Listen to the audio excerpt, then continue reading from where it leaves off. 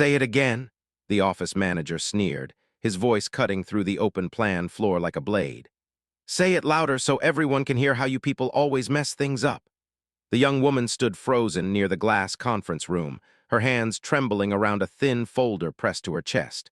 She was black, barely in her early 20s, dressed in a simple blouse that had been ironed one too many times, the collar slightly frayed. Her intern badge hung crookedly from her neck, swinging as if it, too, wanted to escape the moment. Her name, Ariana Brooks, summer intern, felt suddenly too small, too loud, too exposed. I followed the instructions exactly, she whispered, her voice breaking. The report was submitted on time. Don't interrupt me, the manager snapped, stepping closer, invading her space. Do you know how many interns I've had? Do you know how replaceable you are? Heads lifted across the office.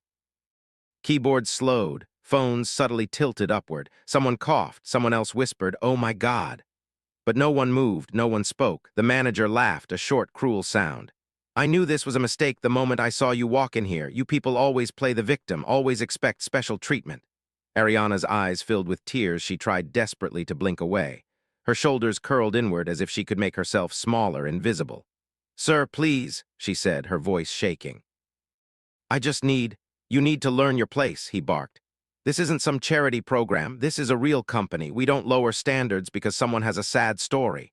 The words landed like blows. A woman near the printer turned away, pretending to be busy. A man by the windows clenched his jaw but stared at his screen. Somewhere, a phone camera clicked softly. Ariana's lips trembled. I'm just asking for a chance, she said, tears finally spilling over. I worked so hard to be here, the manager scoffed. Worked hard, please. You probably got this internship because of some diversity quota, let's be honest. A sharp inhale rippled through the room. Ariana's knees felt weak.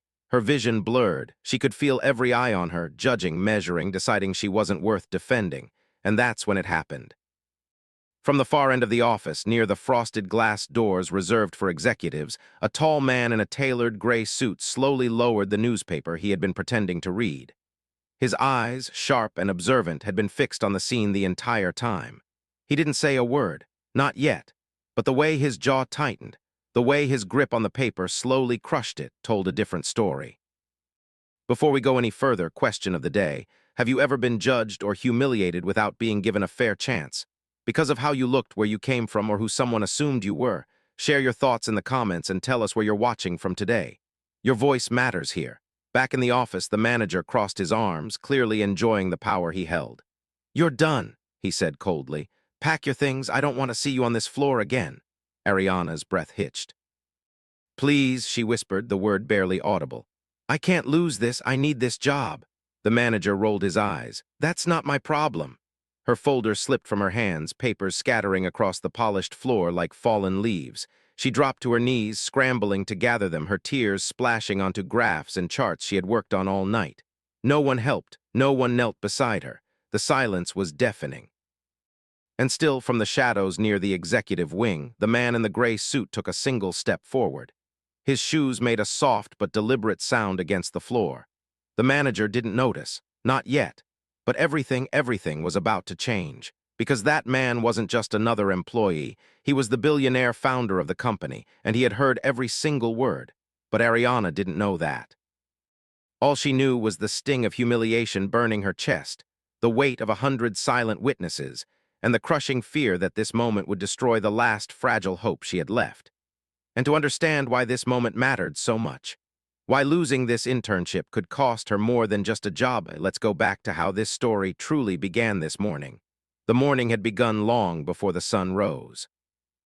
Ariana Brooks woke up to the sound of coughing, deep, painful coughs that rattled through the thin walls of their small apartment.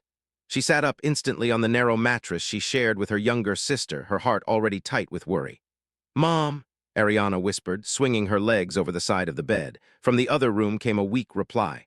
I'm okay, baby, just give me a minute. Ariana knew what that meant. I'm not okay, but I don't want you to panic. She stood quietly, careful not to wake her sister, Nia, who was curled up under a threadbare blanket. Nia was only 12, her face still soft with childhood, though life had already taught her too many hard lessons. Ariana brushed a hand over her sister's braids before stepping into the cramped kitchen living room they all shared. The apartment was small, 2 rooms, peeling paint, a refrigerator that hummed louder than it cooled. but it was home. The air smelled faintly of last night's rice, and the cheap lemon cleaner Ariana used every weekend to keep the place looking decent. The window over the sink faced a brick wall, letting in just enough light to remind you it was daytime. Ariana was 22 years old, tall and slender, with warm brown skin and eyes that carried both kindness and exhaustion. Her natural curls were pulled back neatly this morning, pinned carefully so she'd look professional. She depressed her blouse the night before, even though the iron sparked occasionally. Appearances mattered, especially today. Today was important. She moved toward the couch where her mother lay propped up on old pillows. Denise Brooks was only 46, but illness had aged her. Dark circles rested beneath her eyes, and her breathing was shallow. A small plastic bag of medication sat on the coffee table, nearly empty. "You should still be in bed," Ariana said gently, kneeling beside her. Denise smiled weakly. "I wanted to see you before you left. Big day, huh?" Ariana forced a smile back. "Just another day at the internship." But they both knew that wasn't true. Denise reached for Ariana's hand. "You look beautiful, so grown. Your father would be so proud." The mention of their father tightened something in Ariana's chest. He'd passed away 3 years earlier, taken suddenly by a stroke while working a double shift at the warehouse. Since then, everything had fallen on Ariana: school bills, caring for her mother, protecting her sister. "I just wish he was here," Ariana said softly. "He is," Denise replied. "In you." Ariana stood and poured water into a chipped glass. She helped her mother take the last of the pills, her stomach twisting as she noticed how few remained. "Mom," Ariana said carefully, "I'll talk to someone today, maybe HR, maybe my supervisor. I'll figure something out." Denise shook her head slowly. "I don't want you begging anyone." "I'm not begging," Ariana said, though her voice wavered. "I'm just asking for time, for understanding." Denise studied her daughter's face, the determination, the fear hiding just beneath it. "People aren't always kind, baby." "I know," Ariana said, "but I have to try." She grabbed her bag from the chair near the door. Inside were her lunch, a peanut butter sandwich wrapped in foil, and the folder containing the reports she'd stayed up late perfecting. She checked her phone. 6:12 a.m. time was already slipping away. Before leaving, Ariana walked back into the bedroom and gently shook Nia awake. "Hey, superstar, time to get up," Nia groaned. "Is it still dark?" "Yep," Ariana laughed softly. "But you've got a math test today, remember?" Nia sat up, rubbing her eyes. "I studied like you said." "I know you did," Ariana replied, helping her sister with her jacket. "Be good at school. Listen to Mom. I'll be back tonight." Nia hesitated, then hugged her tightly. "Don't let anyone be mean to you," she whispered. Ariana swallowed hard. "I won't." But even as she said it, she wasn't sure it was true. Outside, the neighborhood was waking slowly. Sirens wailed in the distance. A bus hissed as it stopped on the corner. The buildings were worn, tagged with graffiti and stories no one bothered to hear. Ariana walked quickly, her flats scuffing against the cracked sidewalk. This neighborhood had shaped her, but it didn't define her. She'd been a top student, graduated with honors, landed a coveted internship at one of the most powerful corporations in the city. Not because of handouts, because of grit. Still, she felt eyes on her as she waited for the bus, judging, assuming, dismissing. She was used to it. On the ride downtown, Ariana stared out the window as the scenery changed. Broken storefronts turned into sleek cafes. Old brick gave way to glass towers that scraped the sky. Each stop carried her further from home and deeper into a world that never quite felt like it wanted her. She adjusted her badge in her lap, rereading her name like a reminder. "You belong here." When she finally stepped off the bus, the company building loomed above her, massive, modern, intimidating. Its glass exterior reflected a version of herself she barely recognized, small, nervous, but standing tall. Ariana paused on the sidewalk, taking a deep breath. This internship is more than a resume line, she thought. It's rent, it's medicine, it's hope. She straightened her shoulders and walked inside. What she didn't know, what she couldn't possibly know, was that this ordinary morning, filled with quiet sacrifices and unspoken fears, was about to collide with cruelty and change her life forever. By the time Ariana reached her desk that morning, her chest already felt tight. Not because of the work. Ariana loved the work. The spreadsheets, the research, the quiet satisfaction of getting things right. No, the weight pressing down on her came from the phone call she had received just minutes before stepping into the building. The number had flashed on her screen while she waited for the elevator. Unknown caller. She'd almost ignored it, almost. "Hello," she'd answered softly. "Is this Ariana Brooks?" the voice on the other end asked, clipped and professional. "Yes. This is St. Mary's Community Clinic. We're calling regarding your mother, Denise Brooks." Ariana's fingers had tightened around her phone. Is she okay? There was a pause, just long enough to let fear bloom. She's stable for now, the woman said, but her condition is worsening. The medication she's been prescribed must be continued without interruption. Ariana swallowed. I know, I'm trying to get. There's a balance on her account, the voice continued. $640. Without payment, we won't be able to refill her prescription after today. The elevator doors had opened, but Ariana hadn't moved. People brushed past her, annoyed, impatient. I don't have that kind of money, Ariana whispered. I understand this is difficult, the woman replied, though her tone suggested she'd said those words 100 times before. But without the medication, her breathing could deteriorate rapidly. I needed to make you aware. The call had ended with polite finality. Now sitting at her desk, Ariana stared at her computer screen without seeing it. $640, it might as well have been $6 million. Her checking account balance sat at $83.17. Her internship was unpaid for experience, they'd said, but she'd been promised a stipend at the end of the term. A strong recommendation, a possible full-time offer, possible, not guaranteed. And now none of that mattered if her mother couldn't breathe. Ariana excused herself to the restroom, locking herself into the farthest stall. She pressed her fist against her mouth to muffle the sob that escaped. Think, she told herself. Think she'd already tried everything. The clinic, the pharmacy, payment plans, assistance programs with waitlists months long, relatives who were barely surviving themselves, friends who cared but had nothing to give. She slid down against the stall wall, hugging her knees. What if Mom ends up back in the hospital? What if I lose her? What if Nia loses her too? The thought made her chest burn. Ariana wiped her face, took several deep breaths, and stood. She couldn't fall apart, not here, not now. Back at her desk, she opened the report she'd stayed up until 2 a.m. finishing. This was her chance to prove herself, to show she was worth investing in. Maybe, someone would notice. By late morning, her supervisor had passed by without a word. The office buzzed with low conversations, laughter, the comfortable noise of people who belonged. Ariana didn't. At 11:17 a.m., she finally gathered her courage. She stood, smoothed her blouse, and walked toward the glass-walled office marked Operations Manager Mark Reynolds. Mark Reynolds, the man everyone warned interns about, strict, demanding, brilliant, they said, but cruel when displeased. Still, he controlled approvals, recommendations, influence. And right now, Ariana had no one else to turn to. She knocked softly. What? Came the sharp reply. She opened the door. Excuse me, sir, do you have a moment? Mark looked up from his screen, his eyes flicking over her like she was an inconvenience. Make it quick. Ariana stepped inside, heart pounding. I wanted to talk about my performance. I've been working hard and I was hoping. Are you the intern who submitted the quarterly projections? He interrupted. Yes, Ariana said, a flicker of hope sparking. I made sure to double check. They were wrong, he said flatly. The word hit her like ice water. Wrong, but There was an inconsistency in page 12, Mark snapped. That kind of mistake is unacceptable. Ariana's hands trembled. I can fix it. I stayed late last night and Mark stood abruptly. This is exactly what I'm talking about. People like you always have excuses. Her stomach dropped. I'm sorry, she whispered. Mark's voice grew louder. You think effort is enough. It's not. This company runs on excellence. A few heads turned outside the glass. Ariana swallowed hard. Sir, I just wanted to ask if there was any possibility of what? He sneered. Special treatment? No, she said quickly. Just understanding, I'm dealing with a family medical emergency and Mark laughed. Here we go. Ariana's heart sank. She could feel the conversation slipping out of her control. She knew then, deep in her bones, that asking for help would cost her. But she also knew that if she didn't ask, her mother might not survive.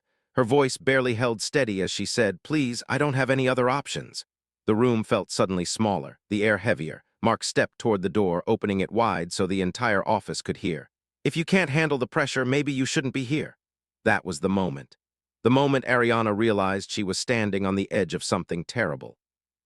And still, she didn't walk away, because desperation leaves no room for pride, and because sometimes the most painful choices are the only ones left. After Mark Reynolds dismissed her with a wave of his hand, Ariana stood frozen for a moment outside his office. The glass walls reflected her image back at her, small, tense eyes shining with unshed tears. Around her, the office moved on as if nothing had happened. Chairs rolled, printers hummed. Someone laughed near the break room. They don't know, she thought. And even if they did, would it matter? Ariana returned to her desk slowly, every step feeling heavier than the last. Her phone buzzed in her pocket. For a brief, terrifying second, she feared it was the clinic calling again. Instead, it was a text from Nia. Nia, mom's coughing again. She says she's okay, but I'm scared. Ariana closed her eyes. I have to do something. Now, she looked at the clock. 12:03 p.m. during lunch. She usually ate at her desk. Today, she didn't touch her sandwich. Instead, she stared at the company directory on her screen, scrolling through names and titles. HR, finance, operations, who can help me? Who will even listen? Her cursor hovered over the internal messaging system. She considered reaching out to human resources, but fear stopped her. HR wasn't there to protect interns like her. They were there to protect the company. Still, one name caught her attention. Alina Wright, Executive Liaison Office, a role she didn't fully understand. An office she'd never been inside, located on the top floor, far above the buzzing open space where interns were meant to stay invisible. Ariana's heart began to race. This is stupid, she told herself. They'll laugh at you, or worse, report you. But another thought pushed through, stronger than fear. If I do nothing, my mom suffers. She stood, grabbing her bag. Her legs felt weak as she walked toward the elevators reserved for upper management. The carpet grew thicker with every step. The lighting softer, warmer. The walls displayed framed photos of company milestones, celebrations of success she had never been part of. The elevator doors slid open with a quiet chime. Inside, the space was sleek, mirrored, intimidating. Ariana caught her reflection again. Her blouse was neat. Her hair was in place, but her eyes told the truth, tired, scared, desperate. She pressed the button for the top floor. As the elevator ascended, her thoughts spiraled. What if they think I'm overstepping? What if this gets me fired on the spot? What if Mark finds out? Her palms were slick with sweat. She wiped them against her skirt, breathing slowly, the way she'd learned to do during late nights when panic threatened to take over. You belong here, she reminded herself. You earned this. The elevator slowed. Ding. The doors opened to a quiet hallway bathed in natural light. Floor-to-ceiling windows overlooked the city skyline, the world stretching wide and impossibly far below. The carpet was pristine. The air smelled faintly of coffee and something expensive. Ariana hesitated. This floor felt like another universe, one she wasn't meant to enter. She took a step forward, then stopped. What am I doing? I don't fit here. She thought of her mother struggling to breathe, of Nia's frightened text, of the empty pill bottle on the coffee table. Her fear transformed into something sharper, determination. Ariana squared her shoulders and walked to the reception desk. A woman in a tailored blazer looked up, polite but guarded. Can I help you? She asked. Yes, Ariana said, her voice quieter than she wanted but steady. I'm an intern in operations. I was hoping to speak with someone in the executive liaison office. It's urgent. The woman's eyes flicked to Ariana's badge, a pause. I'm not sure that's possible without an appointment. Ariana nodded. I understand, but it's about a serious family medical situation and I don't know where else to go. The receptionist studied her for a moment, really looked at her. The fear, the sincerity. Wait here, she said, finally standing. Ariana exhaled shakily as the woman disappeared behind a door. Minutes passed. Each second felt like a lifetime. Ariana stared out the window, watching cars crawl through the streets below. Please, she thought, just let someone hear me. The door opened again. Ms. Wright can see you for a few minutes, the receptionist said. Ariana's heart leapt and sank at the same time. Thank you, she whispered. She followed the woman down the hall, stopping at a frosted glass door. The name Alina Wright was etched into it. The receptionist knocked, then opened the door. Go ahead, she said gently. Ariana stepped inside. The office was spacious but warm, filled with books, plants, and sunlight.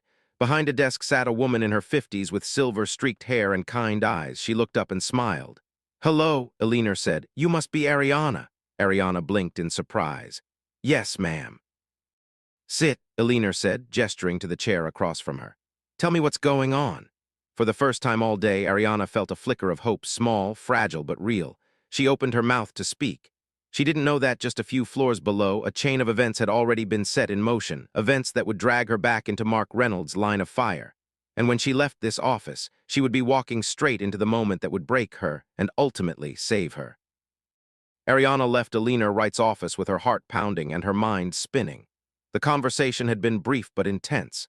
Alina had listened, really listened, as Ariana explained her mother's condition, the unpaid internship, the pressure she was under, and the fear that she might lose everything before she ever had a chance to begin. I can't promise anything yet, Alina had said gently, folding her hands on the desk. But I can promise you this, you did the right thing by speaking up. Those words echoed in Ariana's mind as she rode the elevator back down. You did the right thing. She clung to them like a lifeline. The doors opened onto her floor and the familiar buzz of the office rushed back in. Phones ringing, low conversations, the rhythm of a world that didn't slow down for pain. Ariana stepped out and walked straight into Mark Reynolds' voice. "Where have you been?" It was loud, sharp, public. She froze. Mark stood near the center aisle, arms crossed, his face flushed with irritation. Several employees had already turned to watch. Someone leaned back in their chair. Someone else subtly lifted their phone. I was on my lunch break," Ariana said carefully. Mark's eyebrow arched. "Funny, last I checked, interns don't disappear to the executive floor without permission." Her stomach dropped, he knows. "I wasn't trying to cause trouble," Ariana said, lowering her voice. "I just needed—" "Oh, I'm sure you did," Mark interrupted, his voice dripping with sarcasm. "You interns always need something, don't you? Time, patience, sympathy." Ariana felt heat rush to her face. "Sir, please, can we talk privately?" Mark laughed loud enough to draw more attention. "Why, so you can twist the story? No, let's be transparent." The word transparent felt like a cruel joke as he gestured broadly around the office. "Everyone," Mark announced, "this is what happens when you hire people who think rules don't apply to them." Ariana's breath caught. "That's not fair." "Fair." Mark snapped. "You stroll upstairs, bothering executives, wasting company time, and now you want to talk about fair." "I was asking for help," Ariana said, her voice trembling. "My mother is sick. There it is," Mark said, rolling his eyes. "The sob story." A murmur rippled through the room. Ariana's hands clenched at her sides. "It's not a story, it's my life." Mark stepped closer, his voice dropping just enough to sound dangerous. "Your life is not this company's problem." Her eyes burned. "I never said it was. I just wanted a chance. I work hard, I stay late, I do everything that's asked of me." "And yet," Mark replied coldly, "you still make mistakes." Ariana shook her head. "You said page 12 was wrong, but I checked it again. The numbers align with the data you provided." Mark's jaw tightened. "Are you questioning me?" "I'm asking to correct it," she said softly. His voice rose. "See, this attitude, this entitlement, you people always think you know better." The words hung in the air like poison. Ariana flinched. A woman near the windows gasped quietly. A man near the copier looked down at his shoes. Mark wasn't finished. "Let me guess," he continued. "You thought coming from where you come from would earn you special treatment, that we'd all clap and feel sorry and bend the rules." Tears blurred Ariana's vision. "I never asked for special treatment." "Yes, you did," Mark snapped. "The moment you walked in here expecting compassion instead of competence." Her voice cracked. "Compassion doesn't erase competence." Mark laughed again. "That's cute, you should write that down." Ariana felt the room closing in. Every whisper felt like a knife. Every stare reminded her how alone she was. "I just need this internship," she said, barely holding herself together. "Without it, I don't know how—" "Enough," Mark barked. "I'm done indulging this." He turned toward her desk, grabbed the thin folder she'd left there, and held it up. "This," he said, shaking it, "is not good enough, and neither is your behavior." Ariana took a step forward. "Please don't." Mark dropped the folder. Papers fluttered to the floor, scattering just like they had earlier: charts, notes, handwritten corrections, her work, her effort, her hope. "Clean that up," he said coldly. "Then pack your things." The words hit her like a slap. "You're dismissing me," she whispered. "I'm terminating your internship," Mark replied, loud and clear. "Effective immediately." A sharp intake of breath swept through the office. Ariana's legs felt weak. "You can't," she said. "I haven't done anything wrong."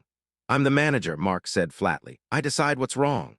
Tears streamed freely now, and she didn't bother wiping them away. She knelt slowly, hands shaking as she gathered the papers. Around her, people watched. Some looked uncomfortable, some looked curious, some looked away. No one helped, no one spoke. Ariana's shoulders shook as she tried to steady her breathing.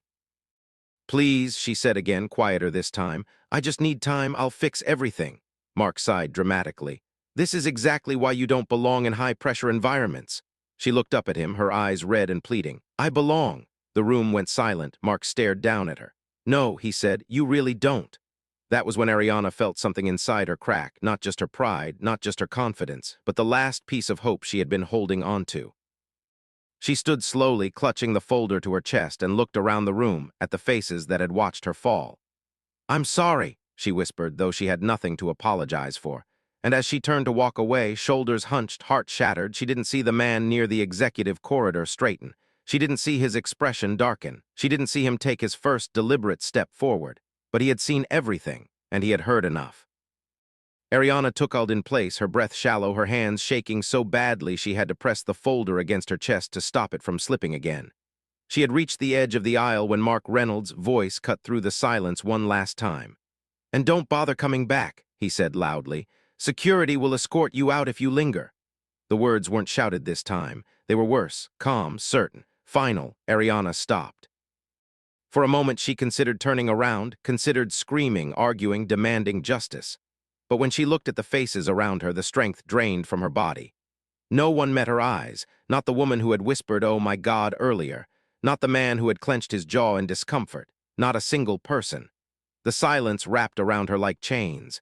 Her vision blurred as fresh tears spilled down her cheeks. "I'm sorry," she whispered again, the habit of apologizing so deeply ingrained she didn't even question it. Mark scoffed. "Save it." That was when Ariana's knees finally gave out. She sank back down onto the floor, right there in the middle of the office, her body folding inward as if trying to protect what little dignity she had left. The folder slid from her hands. Papers scattered once more. Her breathing turned ragged. "I just wanted to help my mom," she sobbed, her voice breaking apart. "You can't breathe without her medication. I don't know what to do." Her words echoed weakly through the space. Still nothing, no footsteps rushing forward, no hand on her shoulder, no voice saying this isn't right. Someone cleared their throat, someone else shifted uncomfortably. Ariana pressed her palms into her eyes, trying to stop the tears, but they kept coming. "I promise I work hard," she said through her sobs. "I never miss deadlines, I never complain, I just needed a little understanding." Mark folded his arms. "This is unprofessional." The word cut deeper than any insult. Unprofessional, not cruel, not wrong, not inhumane, just inconvenient. Ariana laughed weakly through her tears, a broken, hollow sound. "I know," she said. "I know, I'll go." She struggled to her feet, swaying slightly. The room seemed to tilt. For a terrifying second, she thought she might faint. No one moved. This is it, she thought. This is how it ends. No internship, no income, no medicine. Her mother's face flashed through her mind, pale, exhausted, trying to smile through pain. Nia's small arms wrapping around her waist that morning. "I failed them." Ariana bowed her head. "Thank you for the opportunity," she said quietly, her voice barely audible. "I won't cause any more trouble." Mark nodded, satisfied. "Good." She took one step, then another. Each step away from her desk felt like walking away from her future. Her thoughts spiraled darker with every movement. How do I tell Mom? How do I tell Nia? What if the clinic calls tonight? Her chest tightened painfully, breath catching as panic threatened to swallow her whole. She reached the edge of the office floor, just a few feet from the elevators, almost out, almost gone, and that was when she heard it, a calm, steady voice, clear, controlled, and unmistakably firm. "That's enough." The words didn't echo. They didn't need to. The entire floor went still. Ariana froze mid-step, her heart hammering. She didn't turn around right away. She was too afraid it was another manager, another authority figure stepping in to make things worse. Behind her, Mark let out an irritated breath. "This doesn't concern you," he snapped. "I'm handling an internal matter." A pause. Then the same voice replied, even calmer than before. "No, you're abusing your authority." Ariana slowly turned. From near the executive corridor, a man had stepped forward. He was tall, with silver hair at his temples and a presence that seemed to quiet the air itself. He wore a simple gray suit, impeccably tailored, no flashy accessories, just confidence woven into every movement.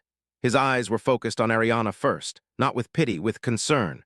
"Are you all right?" he asked her gently. The kindness in his tone nearly broke her all over again. She opened her mouth, but no sound came out. She nodded faintly, tears still slipping down her cheeks.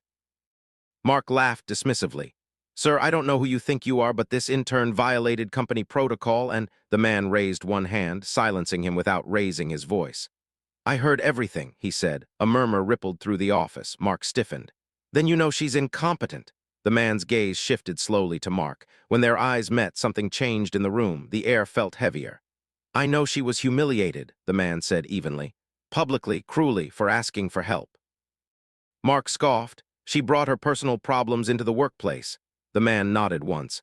"And you brought prejudice." Ariana's breath hitched. The man stepped closer, positioning himself subtly between Ariana and Mark, not touching her, but shielding her all the same. "You can't just walk in here and undermine me," Mark snapped. "This is my department." The man tilted his head slightly. "Is it?" Mark sneered. "Yes, it is." The man's expression didn't change, not yet. But something in his eyes told a different story. A story Mark Reynolds was about to regret being part of. Because Ariana had reached rock bottom, and when there is nowhere left to fall, the only direction left is up. The office felt like it was holding its breath. Ariana stood frozen beside the elevators, her heart pounding so loudly she was sure everyone could hear it. The man in the gray suit remained calmly in front of her, not touching her, not crowding her, just there. A quiet barrier against the cruelty she had just endured. Mark Reynolds let out a sharp laugh, trying to reclaim control. "Look," he said, straightening his tie, "I don't know who you are, but you're disrupting workflow. If you have a complaint, take it to HR." The man's lips curved slightly, not into a smile, but into something closer to disbelief. "HR," he repeated. "After what you just did," Mark's face hardened. "I run this department. I decide who stays and who goes." The man nodded slowly. "That much is clear." Ariana's hands were trembling again, but this time it wasn't just fear. Confusion crept in too. Why is he helping me, she wondered. He doesn't even know me. She glanced around the office. People were watching openly now, no more pretending to work. The power in the room had shifted, and everyone could feel it. The man turned slightly toward Ariana, lowering his voice so only she could hear. "Take a breath," he said gently. "You're safe right now." Safe. Word felt foreign, unreal.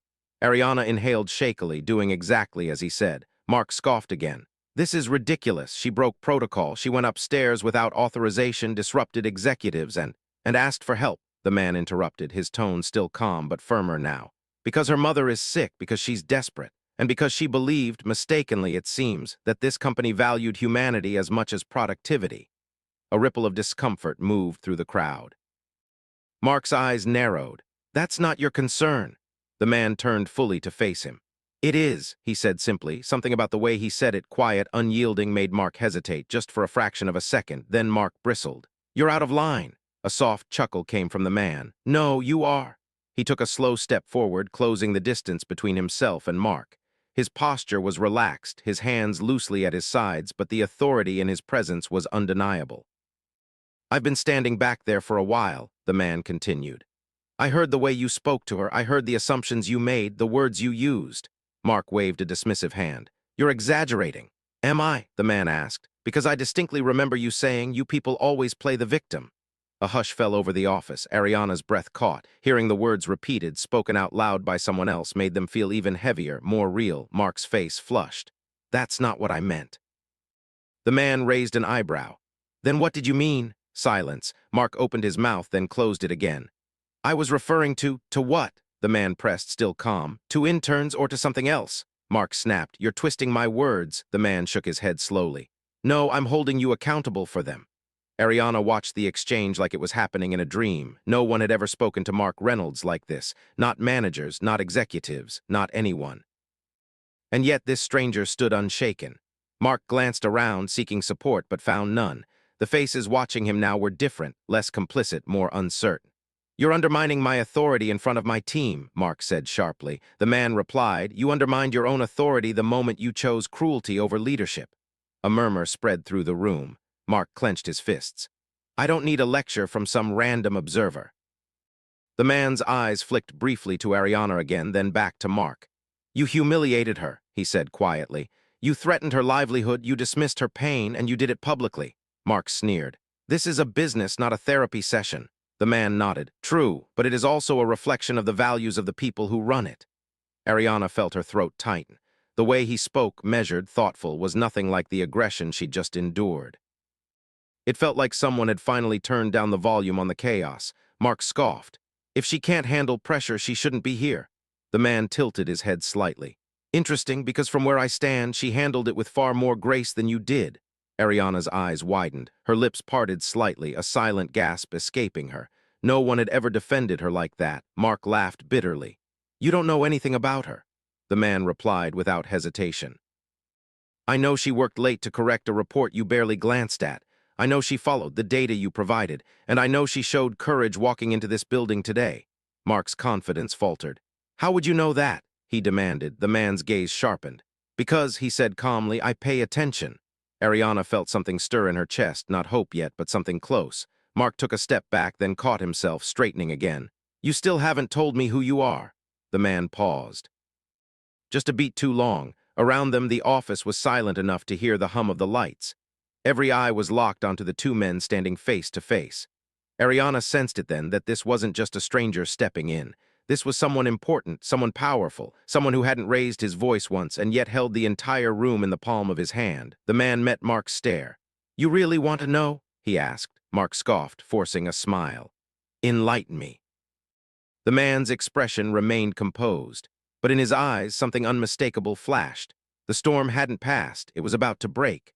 The room felt unreal, like time itself had slowed to a fragile pause. Mark Reynolds stood with his arms crossed, chin lifted, forcing confidence into his posture. But beneath it, something had shifted. A hairline crack in his certainty had appeared, and it showed in the tightness of his jaw, the way his eyes kept flicking toward the watching crowd. You really want to know? The man in the gray suit asked again, his voice calm, almost conversational. Mark scoffed, though it sounded thinner than before. Yes, I'd love to hear who you think you are. The man glanced around the office, not arrogantly, not theatrically, but deliberately. He took in the faces of the employees, the interns, the managers, people who had built careers here, people who had stayed silent. Then his gaze settled on Ariana. She stood very still, her arms wrapped tightly around herself, as if holding the last pieces together.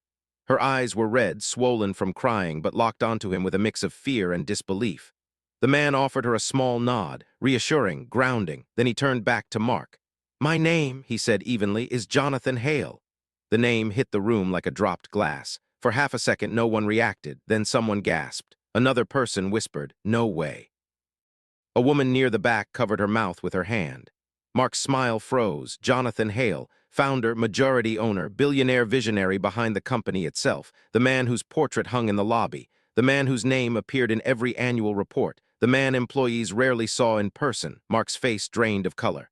That's, he stammered, then stopped, laughing nervously. That's not funny. Jonathan didn't blink. I'm not joking. The silence that followed was absolute. Ariana felt her knees weaken. She reached out blindly, gripping the edge of a nearby desk to steady herself. The founder, he heard everything. Mark shook his head, backing up a step without realizing it. You're supposed to be overseas at the Zurich conference. Jonathan nodded. I came back early. Mark swallowed hard.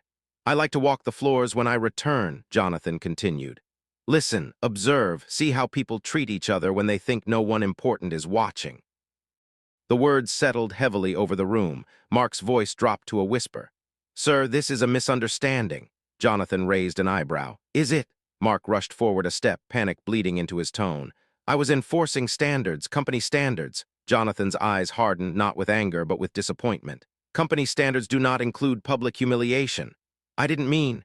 You meant every word you said, Jonathan cut in quietly. You said them loudly, confidently. In front of witnesses. He turned slightly, addressing the office at large. Did anyone here mishear Mr. Reynolds? No one spoke. No one dared. Jonathan looked back at Mark. You told her she didn't belong. You implied she was hired for reasons other than merit. You dismissed a medical emergency as a sob story. Mark's mouth opened, then closed. Sweat beaded along his hairline. Jonathan took one step closer. And you did it to someone who has worked harder than most people in this building. Ariana's breath caught. Jonathan turned to her again, his voice softening. Ms. Brooks, is that correct? You stayed late last night? Ariana nodded slowly. Yes, sir. You followed the data provided to you? Yes, and you came here today not to cause trouble, but because your mother needs medication. Her lips trembled. Yes. Jonathan exhaled slowly, like someone absorbing a heavy truth. Mark tried again, desperation creeping into his voice. Sir, interns make mistakes. I was just... Enough, Jonathan said, his tone still calm but final. The word landed with more force than shouting ever could. Jonathan straightened, the full weight of his authority settling into the room. Mark Reynolds, he said clearly, effective immediately, you are relieved of your duties. A sharp gasp rippled through the office. Mark's eyes widened. You can't do that. I can, Jonathan replied. And I just did. Mark's voice cracked. This is my career. Jonathan met his gaze without flinching. You destroyed it the moment you chose prejudice over professionalism. Mark shook his head wildly. Please, I've given years to this company. And today, Jonathan said quietly, you showed me exactly who you are. Security appeared at the edge of the floor, summoned silently, efficiently. Mark looked around, searching for someone, anyone to help him. No one moved. The same silence Ariana had faced now swallowed him whole. Jonathan gestured calmly. Escort Mr. Reynolds out. He will receive instructions regarding his final paycheck and a full internal investigation. Mark's shoulders slumped as reality finally sank in. He didn't protest as security approached. He didn't argue. He simply stared first at Jonathan, then at Ariana. For a brief, bitter moment, their eyes met. Then he was gone. The office remained silent long after the elevator doors closed behind him. Jonathan turned to the crowd. "Let this be clear," he said. "This company does not tolerate abuse, discrimination, or cruelty, no matter the position." His gaze swept the room. "Silence is not neutrality, it is participation." Heads lowered, Jonathan then turned fully to Ariana. She stood trembling, overwhelmed, tears threatening to spill again, not from pain this time, but from shock. He approached her slowly so as not to frighten her. "I'm sorry," he said sincerely, "for what you endured, for how alone you were made to feel." Her voice barely worked. "Thank you, sir." He shook his head gently. "Jonathan is fine." Ariana let out a shaky breath she hadn't realized she'd been holding for hours. Jonathan glanced at the scattered papers on the floor. "Your work." "Yes." He knelt down. The entire office seemed to gasp as the billionaire founder of the company crouched on the floor, gathering papers alongside a shaken intern. "Let me help," he said quietly. Ariana's tears finally fell, silent, unstoppable. Because in that moment she realized something extraordinary. Her pain had been seen, her voice had been heard, and the injustice she suffered had just changed everything. Jonathan Hale handed the last sheet of paper back to Ariana with care, as if it were something fragile, because in a way it was. It represented her effort, her sleepless nights, her hope. "Come with me," he said gently. Ariana hesitated. The office was still painfully quiet, dozens of eyes following her every movement. For the first time, those eyes weren't judging. They were humbled. She nodded and followed Jonathan toward the executive corridor. The same path she had walked earlier with fear now felt unreal, like a dream she hadn't yet woken from. Inside a quiet conference room, Jonathan closed the door behind them. The silence here was different, safe, private. Ariana finally let herself sit. Her hands trembled in her lap. Jonathan took the seat across from her, not at the head of the table, but beside her. "I want to start by saying this clearly," he said. "What happened to you should never happen to anyone, and it will not be brushed aside." Ariana swallowed. "I didn't want to cause problems." Jonathan's expression softened. "Standing up for yourself is not causing problems. Abuse is." He folded his hands. "Mark Reynolds is not just terminated. There will be a formal investigation into his conduct. His behavior today wasn't an exception, it was a pattern, and it ends now." Ariana closed her eyes, emotion washing over her. Jonathan continued, "Every employee who witnessed what happened will be required to attend mandatory accountability and ethics training, and leadership across this company will be evaluated. That is my responsibility." She opened her eyes slowly. "Thank you." Jonathan shook his head. "No, thank you for your courage." She let out a small, broken laugh. "I didn't feel brave." "Bravery rarely feels like strength in the moment," he replied. "It usually feels like fear and choosing to move anyway." Ariana looked down at her hands. "I thought I was losing everything." Jonathan studied her carefully. "Tell me about your mother." Her throat tightened. "She's sick, chronic respiratory failure. Without her medication, she can't breathe properly." "How much is the prescription?" he asked calmly. Ariana hesitated. $640. Jonathan didn't blink. "That will be taken care of today." Her head snapped up. "Sir Jonathan, I can't." "You're not accepting charity," he said firmly but kindly. "You're accepting support from a company that failed you when you needed it most." Tears welled again. "I don't know what to say." "Say yes," he replied gently. She nodded, unable to speak. "There's more," Jonathan continued. "Your internship is not only reinstated, it's converted into a paid position, effective immediately, full benefits, healthcare included." Ariana's breath caught. "Paid?" "Yes," he said. "And you'll be reporting directly to Alina Wright for now." Her hands flew to her mouth as a sob escaped. "My sister, my mom, this changes everything." Jonathan offered her a small, genuine smile. "I'm glad." He leaned back slightly. "I've also reviewed your academic record. You're exceptional, Ariana. If you're willing, I'd like to sponsor your continued education, graduate school if you choose, no debt." She stared at him, stunned. "Why?" Jonathan's eyes were steady. "Because talent should never be buried under cruelty, and because someone once did the same for me." She shook her head slowly, overwhelmed. "I don't deserve all this." Jonathan's voice was firm but warm. "You deserve dignity, opportunity, safety, everything you were denied today." Ariana wiped her cheeks. "I don't even know how to thank you." "Live," he said simply. "Grow, and one day when you see someone else being pushed down, do what you can." She nodded through tears. "I promise." Later that afternoon, Ariana walked out of the building, but not in shame. She walked out with her head high, a company card in her wallet, and a message waiting on her phone. "Clinic, payment received, prescription refilled, please pick up today." She pressed her hand to her mouth and cried right there on the sidewalk. That evening when she returned home, Nia ran to her. Ari, Mom's breathing better, the pharmacy called. Ariana dropped her bag and wrapped her sister in her arms, sobbing openly now.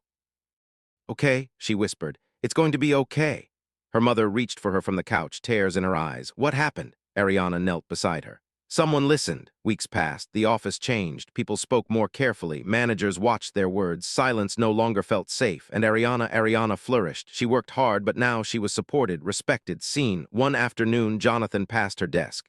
You're doing incredible work, he said. She smiled. I had a good teacher. He nodded. So did I. Justice had been served, but more importantly, compassion had taken root, and it was changing lives. 5 years later, morning sunlight streamed through wide windows, casting warm light across a modern kitchen filled with laughter. Ariana Brooks stood at the counter, stirring a pot of oatmeal while her sister, Nia, now taller, confident, and wearing a college hoodie, scrolled through her phone at the table. You're going to be late, Nia teased. Again. Ariana smiled. CEO life doesn't run on your schedule, little miss. Nia laughed. You still can't believe it, can you? Ariana paused, spoon in hand. She still couldn't. Their home was nothing like the cramped apartment they once shared. This house was modest but beautiful, filled with light, plants, and photographs on the walls, graduation photos, hospital discharge papers framed like trophies, a picture of 3 women smiling in a park. Their mother, Denise, walked in from the hallway, stronger now, her breathing steady. She carried her inhaler out of habit more than necessity. You two sound like children, she said warmly. Ariana crossed the room and kissed her mother's cheek. How are you feeling? Blessed, Denise replied softly. Every single day, Ariana's eyes shone.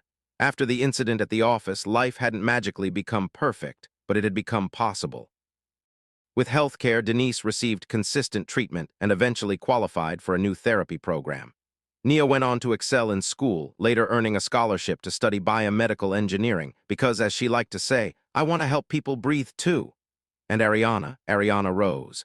She completed her graduate degree with honors. She stayed with the company not because she owed them, but because she was determined to help shape it into something better.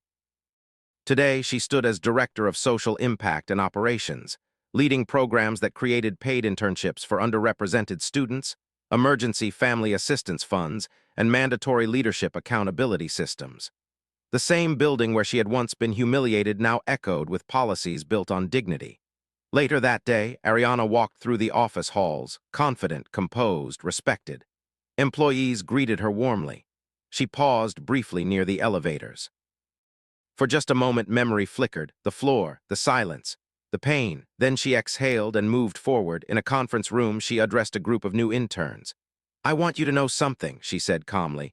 You belong here not because of where you came from, but because of what you're capable of. Some nodded, some smiled. One young black woman in the front row blinked back tears. After the meeting, Jonathan Hale, older now but with the same steady presence, approached her. You built something remarkable, he said. Ariana smiled. You gave me a chance. Jonathan shook his head. You took it. That evening, Ariana returned home where laughter, safety, and peace lived comfortably now. As she looked around the room, she thought about how close she had come to losing everything, how silence had almost broken her, and how one act of courage, one voice that refused to look away, had changed the course of her life. Moral: never underestimate the damage caused by cruelty or the power of compassion. One moment of humanity can undo years of pain, and one brave voice can change a life forever. If this story moved you, like the video, share it with someone who needs hope today, and subscribe to the channel for more powerful, inspirational stories that remind us all. Kindness is never wasted, and justice always begins with speaking up.